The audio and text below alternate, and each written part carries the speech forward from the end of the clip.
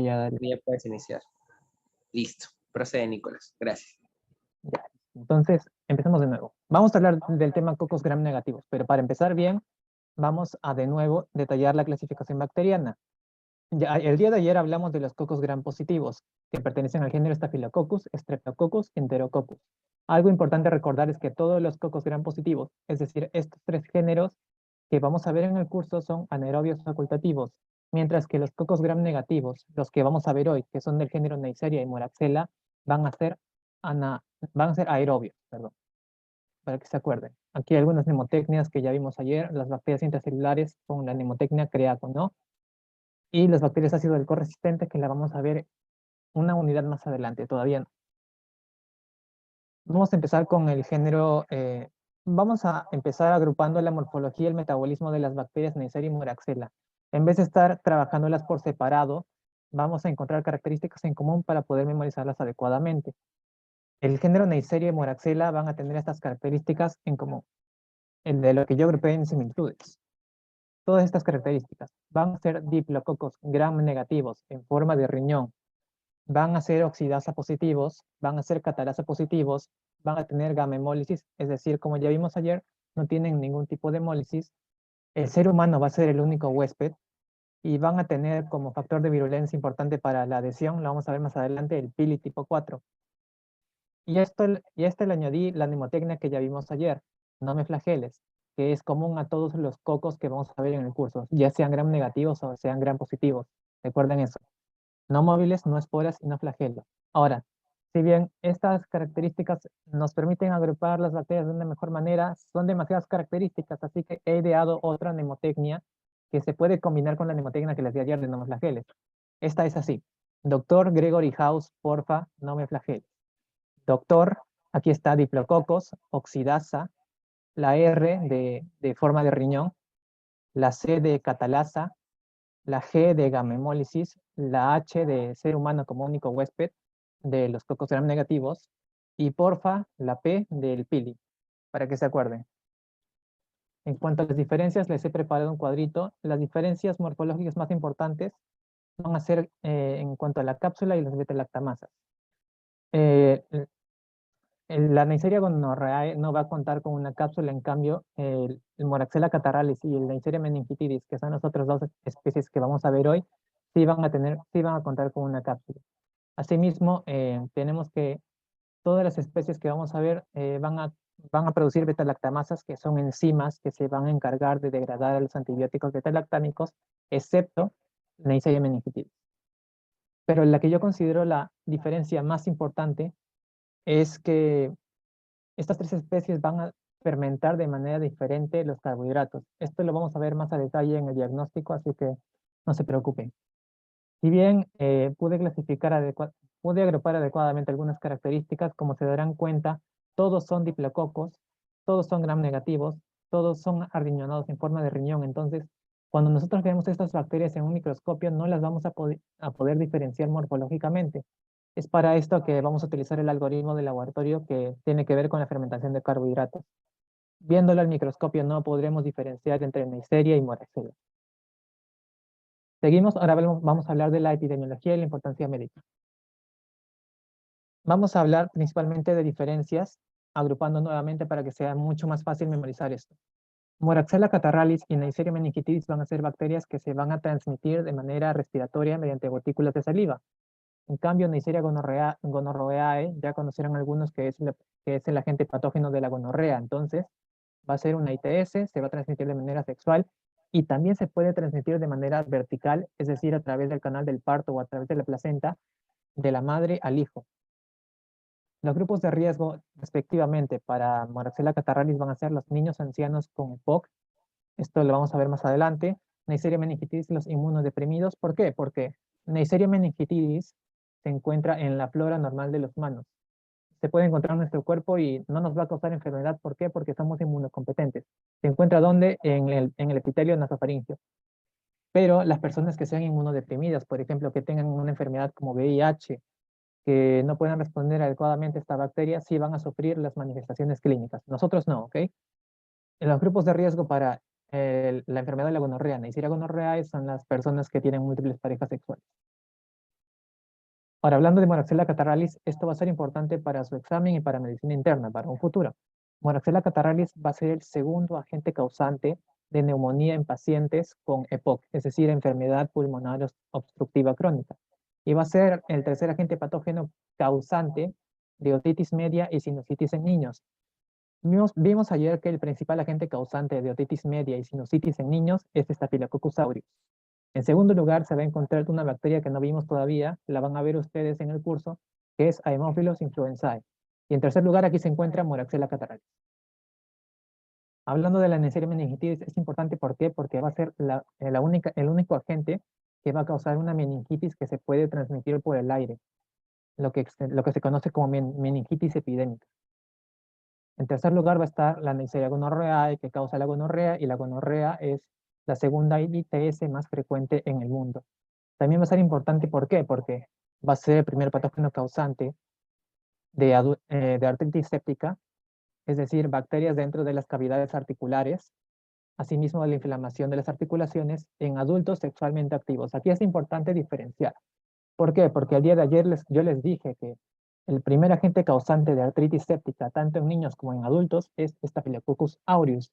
Pero aquí estamos siendo un poquito más específicos. Estamos hablando únicamente de adultos sexualmente activos. Aquí es donde entra Neisseria gonorrhoeae. Ahora hablando de la patogenia, les he traído una imagen del Sheriff, que está muy bonita. Primero vamos a explicar los factores de virulencia y luego la patogenia. Recuerden que a través del entendimiento de los factores de virulencia podemos entender la patogenia. Poco a poco, en primer lugar, vamos a ubicarnos. Estas células pueden ser ya sea del epitelio de la nasofaringe o pueden ser del epitelio de los genitales, del recto, de la faringe. Respectivamente, en la nasofaringe principalmente se va a encontrar Neisseria meningitidis. En cambio, en los genitales, en el recto de la faringe, se va a encontrar la gonorrea, ya que es a través de esas prácticas sexuales que la bacteria entra a nuestro cuerpo. Si es por los genitales o por el recto, pues puede ser por la penetración, y si es por la faringe, es a través del sexo anal. Digo, sexo oral. Vamos a empezar dibujando una capa de mucus alrededor, ya que estamos en epitelio respiratorio. Imaginemos que este es epitelio respiratorio, entonces alrededor de esta célula va a estar el mucus. Aquí vamos a encontrar las bacterias características. Vamos a hablar únicamente de Neisseria meningitidis y de Neisseria gonorrhoeae. La diferencia principal está aquí. Neisseria meningitidis va a estar rodeado, como ven, de un círculo azul y que representa la cápsula. Y mientras que la Neisseria gonorrhoeae no va a estar rodeado de una cápsula. Estos van a entrar al mucus, y se van a encontrar ¿con quién? Con la inmunoglobulina A, que se encuentra en el mucus, es decir, en el líquido que rodea las mucosas, como puede ser el epitelio respiratorio. Esta inmunoglobulina A va a tratar de destruir a la bacteria, pero ¿qué pasa? Estas bacterias producen un factor de virulencia, una enzima llamada proteasa IgA1. ¿Qué va a hacer? Va a degradar a la inmunoglobulina A, y así pues las primeras respuestas inmunes hasta esas bacterias pues no van a funcionar. Van a seguir entrando al mucus, y aquí también pueden producir otro factor de virulencia que se conoce como beta-lactamasa. Si es que nosotros tratamos de eliminar estas bacterias mediante antibióticos beta-lactámicos como penicilina, como ampicilina, pues ellos mediante esta enzima van a degradar al antibiótico. Muy bien, ahora la segunda fase es la fase de adhesión a las células del epitelio. Para esto, pues, la Neisseria meningitidis y Neisseria gonorrhoeae van a tener factores de virulencia conocidos como pili tipo 4. El pili es el factor por el cual se van a adherir inicialmente, y mediante unas proteínas llamadas proteínas OPA, que significa proteínas de opacidad de colonia, se van a unir definitivamente al epitelio. Estas bacterias van a entrar a las células epiteliales por endocitosis. Aquí se puede ver claramente cómo se forman las vacuolas, y después se van a liberar de estas vacuolas. No se conoce el mecanismo por el cual se liberan de estas vacuolas, pero se supone que lo hacen, ¿ok? Luego continuamos con la invasión celular y la formación de los poros transmembrana. La invasión celular se supone, ya que no se tiene en realidad una explicación definitiva, que los pilis tipo 4 producen enzimas que ayudan o se encargan de la invasión celular. Pero esta información no se encuentra oficialmente en los textos de microbiología, así que Esto no va a venir en su examen. Lo que sí puede venir es esto. ¿Cuáles son los factores de virulencia que se encargan de formar los poros transmembrana en las bacterias? ¿Qué son los poros transmembrana? Son poros que se encuentran en la membrana celular y en la pared celular de la de las neiserias. ¿Y para qué sirven estos poros? Para el paso de nutrientes, la entrada de nutrientes a la bacteria y la salida de desechos. ¿Nutrientes de qué? De las células que invaden las neiserias. Aquí vamos a hacer un pequeño zoom para poder explicar esto. Como pueden ver, aquí se encuentran los diflococos. Se encuentra una capa interna, que es la membrana celular, y una capa externa, que es la pared celular. ¿Qué son estas? Son las proteínas porinas. Las proteínas porinas y las proteínas RMP, que se encargan de qué? De la formación de los poros transmembrana. Entrada de nutrientes, salida de desechos. Ahora, las bacterias siguen penetrando en la célula y van a tener que evitar la fagocitosis. ¿Por quién? Por los leucocitos polimorfonucleares, principalmente de los neutrófilos. Los neutrófilos van a tratar de fagocitar a la Neisseria a las neiserias. ¿Y quiénes se van a salvar? ¿Te acuerdas que te dije en un principio que la Neisseria meningitidis tiene una cápsula? Esto la va a proteger de la fagocitosis, por lo cual eh, no, van, no se van a ver dentro de los neutrófilos. En cambio, la Neisseria gonorrhoeae no va a tener cápsula. Entonces pueden ser fagocitadas por los neutrófilos y cuando nosotros veamos en la microscopía a las neiserias, podremos encontrar Neisserias gonorrhoeae dentro de los neutrófilos. Tenemos que la Neisseria meningitidis se protege de los neutrófilos mediante la cápsula, pero la Neisseria gonorrhoeae también se puede proteger. Sí, también se puede proteger los de neutrófilos, pero mediante otro factor de virulencia denominado lipo-oligosacárido, que son cadenas de lípidos y oligosacáridos que se encuentran en la pared celular. ¿Qué hacen estos ligo-oligosacáridos? Van a producir un componente llamado ácido siálico y este ácido siálico va a proteger a la Neisseria gonorrhoeae de la vía del complemento. Además, tienen el pili, que el pili va a bloquear a los neutrófilos. Por lo tanto, también se podría decir que están protegidos, pero no tanto como la meningitidis, que sí tiene su cápsula. Ahora, ya mencionamos que la Neisseria gonorrhoeae puede ser fagocitada por los neutrófilos. Ahora, la célula es inteligente. ¿Qué va a hacer la célula? Ya sabe que los neutrófilos no pueden digerir estas bacterias debido a que tienen el os que los está protegiendo. Entonces van a botar los neutrófilos y van a hacer que salgan de nuestro cuerpo. ¿Mediante qué? Mediante las secreciones purulentas que son características de la Neisseria gonorrhoeae. Por ejemplo, como por ejemplo, aquí tenemos una cervicitis que ocurre en las mujeres y en esta secreción purulenta se van a encontrar los neutrófilos que ya han fagocitado a las bacterias. También pueden encontrarse bacterias muertas, pero principalmente neutrófilos con las bacterias dentro de ellas. Ahora, hablando de la bacteriemia, ya sabemos que las neiserias pudieron evitar la fagocitosis por los neutrófilos, imaginando que pudieron evitarla, porque como ya sabemos, la gonorrea no siempre la va a evitar. Pero imaginando que la evitan, pues se pueden diseminar a través de la sangre a otros órganos. Eso se conoce como la bacteriemia. En el caso de la Neisseria gonorrhoeae, la bacteriemia característica se va a conocer como gonococcemia. En el caso de Neisseria meningitidis se va a conocer como meningococcemia. La Neisseria gonorrhoeae, cuando se disemina a otros lugares, lo va a hacer principalmente a dos regiones, a la piel y a las articulaciones. Explicando, ahora explicando a la Neisseria meningitidis, pues cuando ésta se transporta a través de los vasos sanguíneos, va a liberar constantemente a su endotoxina, el lipo-oligosacárido. Este lipo-oligosacárido que va a hacer va a generar una inflamación en los vasos sanguíneos, lo cual va a originar una trombosis, que es la formación de pequeños coágulos dentro de los vasos sanguíneos. Entonces tenemos aquí una diferencia. Mientras que la Neisseria gonorrhoeae va a utilizar el lipo-oligosacárido para protegerse de la vía del complemento, el, la Neisseria meningitidis va a utilizar el lipo-oligosacárido para la patogenia, es decir, para la formación de los coágulos. Es así como se explica la patogenia en sí de las neiserias. No se puede explicar lo de la moraxela porque todavía no se tiene suficiente información, por lo tanto no se encuentra detallado adecuadamente en los libros de texto. Hablando ahora de la clínica, tenemos que la Neisseria gonorrhoeae se va a caracterizar ¿Por qué? Por una liberación de una secreción purulenta que ya dijimos anteriormente que va a contener neutrófilos con la bacteria adentro. En los hombres se va a concentrar en la uretra y en las mujeres se va a concentrar principalmente en el cervix. Ahora, ¿qué pasa? Los hombres y las mujeres tenemos diferentes riesgos de infectarnos de gonorrea al momento de realizar el acto sexual sin protección.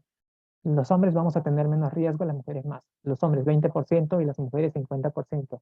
No obstante, si es que los hombres nos infectamos, ya prácticamente no hay manera de evitar las manifestaciones clínicas.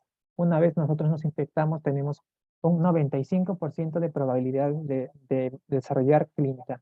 En cambio, las mujeres mayormente son asintomáticas. Si es que tienen síntomas, son leves y mayormente es la cervicitis que mencioné anteriormente. Ahora, ¿te pueden dar complicaciones? Sí. En los hombres las complicaciones no son frecuentes. En realidad se puede dar prostatitis o epididymitis por una diseminación en otros lugares de la bacteria, pero no es frecuente en los hombres. En donde sí va a ser un poco más frecuente es en las mujeres. ¿Por qué? Porque del cervix puede ascender a través de las trompas de falopio y puede llegar hasta el ovario. Esto es lo que se conoce como la enfermedad inflamatoria pélvica, que es la diseminación de la gonorrea a otros lugares, lo cual va a provocar la inflamación de esas zonas. Hablando de la clínica común, aquí tenemos la uretritis en los varones y la cervicitis en las mujeres, ¿sí? Recordando que en las mujeres mayormente son asintomáticas. Ahora, si es que hay una mujer infectada con Neisseria gonorrhoeae y está embarazada, puede, puede contagiar la Neisseria gonorrhoeae que tiene dentro a través del canal del parto y se le puede transmitir a su hijo, lo que le va a ocasionar la oftalmia neonatorum, que se caracteriza principalmente por una conjuntivitis purulenta y una inflamación del párpado, conocido médicamente como edema palpebral. Si es que esto no se trata adecuadamente, puede dejar a su hijo ciego. Hablando de la enfermedad pélvica inflamatoria, ya dijimos que es una diseminación, es una infección ascendente que empieza desde el cérvix, puede ascender por las trompas de falopio y puede llegar hasta los ovarios. Si es que esto no se controla adecuadamente, puede perforar a los ovarios y llegar hasta el peritoneo, ocasionando una peritonitis. Tenemos que dos agentes patógenos van a ser los principales causantes de la enfermedad pélvica inflamatoria, quienes van a ser, en primer lugar, la Neisseria gonorrhoeae, en segundo lugar, la Chlamydia trachomatis. Ahora, la enfermedad pélvica inflamatoria se puede complicar si es que las bacterias salen del ovario. Ya dijimos que se pueden ir a otras zonas. Una de estas zonas es el hígado, a donde se van a dirigir hacia la cápsula de Gleason, es esta cápsula fibrosa que rodea el hígado, y van a producir una inflamación. Esto se conoce como perihepatitis, o aquí lo escribí, el síndrome de Pitt-Hughes-Curtis. Debido a la inflamación de la cápsula de Gleason, se va a observar en una laparoscopía esta imagen, que son estas cuerdas de violín. ¿Qué son estas cuerdas de violín? Son secreciones purulentas que se dan entre la cápsula de Gleason y el peritoneo. Así se observa. Aquí lo agrando un poquito más para que lo puedan ver, estas cuerdas de violín. Ahora, hablando de la Neisseria meningitis, si es que la persona es inmunocompetente, pues solamente le va a dar una faringitis debido a la colonización de la Neisseria meningitis en su faringe. Pero si es que la persona es inmunosuprimida, ahí sí se pueden dar las manifestaciones clínicas graves. ¿Cuáles son? La periada de la meningitis bacteriana y algunas petequias. Las petequias son estos pequeños puntitos rojos que van a salir en la piel. Principalmente se da en el tórax y en los miembros inferiores. Y si esto se complica, recuerden que anteriormente les dije que la endotoxina de la Neisseria meningitis provocaba trombosis. Esa trombosis va a originar que muchos órganos no puedan ser irrigados adecuadamente. Y uno de estos órganos va a ser la glándula suprarrenal.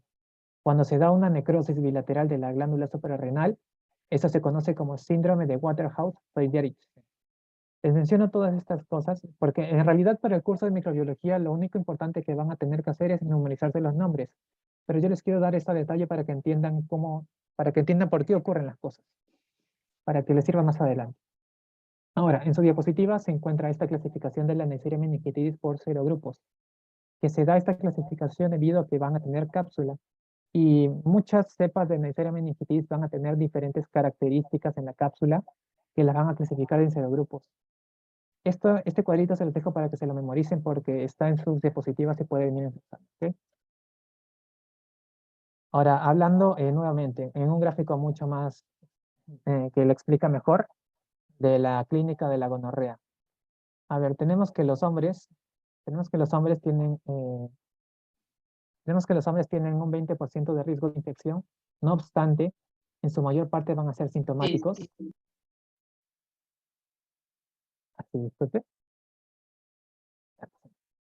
Ya tenemos que los hombres van a tener un riesgo de infección de 20%, pero van a ser mayormente sintomáticos. En cambio, las mujeres van a tener un mayor riesgo de infección, pero tienen menos probabilidades una vez infectadas de desarrollar clínica. La mayoría va a ser asintomática. Ahora, la gonorrea se puede diseminar. Ya dijimos cuando expliqué patogenia que se puede diseminar especialmente a dos lugares, a la piel y a las articulaciones. Si es que se disemina la piel, produce este exantema pustular diseminado. Exantema es la aparición, es el cambio de tono del color de piel a un color rojizo o puede ser violáceo. Eso es exantema. Pustular, ¿por qué? Porque sale pus de las heridas. Y también es una de las causas más frecuentes de artritis séptica, recuerden, en adultos sexualmente activos. Hablando de Moraxella catarrhalis, estas tensos diapositivas es la segunda causa más frecuente de neumonía en pacientes con EPOC, principalmente en ancianos. Es por eso que dije anteriormente que los ancianos son grupo de riesgo para Moraxella catarrhalis. Y ahora, ¿por qué los niños son grupos de riesgo para Moraxella catarrhalis? Porque Moraxella catarrhalis es la tercera causa más frecuente de otitis media y sinusitis en niños. En la clase de ayer les dije que la causa más frecuente de otitis media y sinusitis en niños es Staphylococcus aureus. En segundo lugar va a estar Haemophilus influenzae y en tercer lugar la bacteria que les estoy explicando ahorita. Ahora, hablando del diagnóstico, tenemos que habían complicaciones para identificar a las neiserias y a las moraxelas en el microscopio. Por lo tanto, vamos a tener que acudir a un algoritmo de laboratorio que consiste en la fermentación de carbohidratos. A ver, ¿cómo es esto? Tenemos que la Neisseria meningitidis, tenemos que la Neisseria de las moraxelas la vamos a poner en un medio que se conoce como agar cistina tripticasa o también llamado agar CPA. Estos van a tener las condiciones para que estas bacterias puedan crecer y dependiendo de qué carbohidrato fermenten, pues se va a dar las diferencias. Por ejemplo, Neisseria gonorrhoeae se va a caracterizar porque va a fermentar a la glucosa. Aquí vamos a tener un tubo con glucosa, aquí un tubo con maltosa. Si es que colocamos a la Neisseria en los dos tubos, solamente se va a dar la acidificación de la glucosa debido a la fermentación. Si es que colocamos a la Neisseria meningitidis en estos dos mismos tubos, la Neisseria meningitidis va a fermentar tanto la glucosa como la maltosa. La Moraxella catarrhalis se va a caracterizar, ¿por qué? Porque no fermenta ninguno de los dos. Ahora, ¿cómo se pueden acordar ustedes de esto? Ya que en los exámenes normalmente yo me olvidaba, en el examen práctico esto va a ser importante, esto es fijo, la Neisseria gonorrhoeae solamente fermenta glucosa. Ambas empiezan con G, gonorrhoeae, glucosa, gonorrhoeae, solo glucosa, maltosa no. Ahora, también tienen la prueba de la oxidasa, que prácticamente va a definir quién tiene la enzima oxidasa y quién no la tiene. Sabemos que los cocos gram negativos todos tienen la enzima oxidasa. La prueba de la catalasa la expliqué ayer. Cultivamos la bacteria, le ponemos un poquito de peróxido de hidrógeno encima, y si es que tiene la enzima catalasa que se encarga de degradar el peróxido de hidrógeno en oxígeno, debido al oxígeno se van a formar burbujas. En cuanto al cultivo, tienen que acordarse de que la Neisseria gonorrhoeae va a ser la difícil de cultivar. ¿Por qué? Porque la Neisseria meningitidis y la Moraxella catarrhalis se pueden cultivar en medios no específicos, como ¿qué? Como agar sangre y agar chocolate. El agar chocolate es el mismo medio que agar sangre, nada más que va a estar calentado a 80 grados centígrados. El que va a ser difícil de cultivar va a ser Neisseria gonorrhoeae. Va a necesitar de medios selectivos, es decir, de medios específicos para poder cultivarse. Estos dos medios van a ser el agar Fire-Martin y el agar NYC, que significa agar New York Center. El agar Fire-Martin va a ser específico ¿para quién? Para el género Neisseria. Y el agar New York Center va a ser específico únicamente para Neisseria gonorrhoeae. Ahora, hablando de la prevención, tenemos una diferencia importante. La Neisseria meningitidis cuenta con una vacuna y la Neisseria gonorrhoeae no cuenta con una vacuna. La Neisseria meningitidis, ¿para qué serotipos especialmente se tiene la vacuna? Para los serotipos A, C y W135. Esos tres van a ser los serotipos que principalmente van a producir enfermedad, y esa es la razón principal por la cual se producen vacunas para estos. No se produce para el serotipo B porque el serotipo B no es inmunógeno, no es capaz de producir ningún tipo de inmunidad. Es por eso que no se produce la vacuna. En el caso de Neisseria gonorrhoeae, pues lo único que se recomienda es el uso de preservativos, ya que no se cuenta con una vacuna, educación en las comunidades, y pues si es que ya se dio la infección, se recomienda el tratamiento de las parejas sexuales con quien uno tuvo contacto. Ahora, para acabar con esta exposición, ya que en realidad es algo cortito, voy a hablarles de dos pruebas diagnósticas y que se encuentren en sus diapositivas de ecocardiograma negativos, y cuando ustedes lo vean, pues pueden decir, ¿qué es eso? ¿Qué es eso? Entonces, aquí lo voy a explicar adecuadamente. En cuanto a la prueba de coaglutinación, la explicamos junto con Staphylococcus aureus. ¿Se acuerdan que el Staphylococcus aureus, al momento de unirse a un anticuerpo, no se une a la región FAB como si lo hace cualquier bacteria normal, sino que se une a la región FC? Esto deja a la región FAB libre. Y esto los microbiólogos lo aprovecharon ¿para qué? Para diagnosticar a la Neisseria meningitidis. Esto que tienen aquí es la Neisseria meningitidis unida a la región FAB y es una prueba de muy alta sensibilidad, que sin embargo no se utiliza mucho porque ya tenemos el algoritmo del laboratorio anteriormente mencionado. Ahora, no todos los Staphylococcus aureus se pueden utilizar para esta prueba de coaglutinación. Se utiliza una cepa específica que se conoce como cepa COAN1. Ahora hablando de la prueba del disco de Hockey, esta es una prueba para diagnosticar específicamente a la Moraxella catarrhalis. ¿Cómo se hace? Cultivas a la Moraxella catarrhalis, ya sea en un agar sangre o un agar chocolate, agarras tu asa de siembra, que es con la que normalmente tú tomas a las bacterias, y mueves a la Moraxella catarrhalis. La Moraxella catarrhalis se va a caracterizar porque, aunque lo muevas, no se va a degradar la bacteria. Se va a mover como un disco de hockey en todo el medio de cultivo. Es por eso que se conoce así la prueba.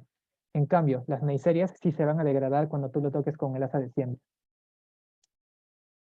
Bueno, siendo esto todo, pues quería recomendarles nuevamente unos libros que a mí me sirvieron bastante para los que no estuvieron en la ponencia de ayer. Unos libros de referencia que yo recomiendo. Como libro base está el Murray, ¿ok? Si es que desean mucha más información para sus exposiciones, está el Dawes.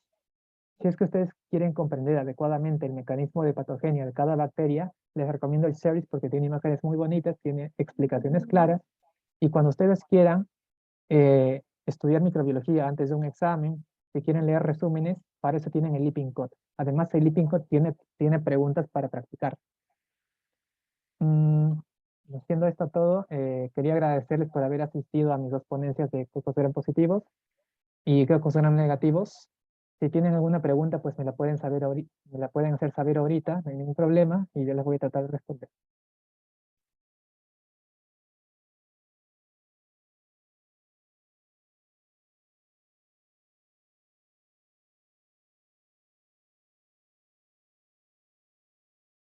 Todo claro, ya está bien, Pierre.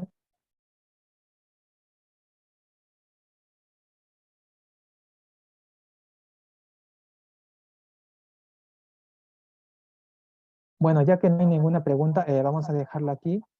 Las siguientes ponencias van a ser de micología y virología con Leonardo Limache, así que traten de asistir, ¿ya, chicos? Cuídense bastante. Eso fue todo conmigo.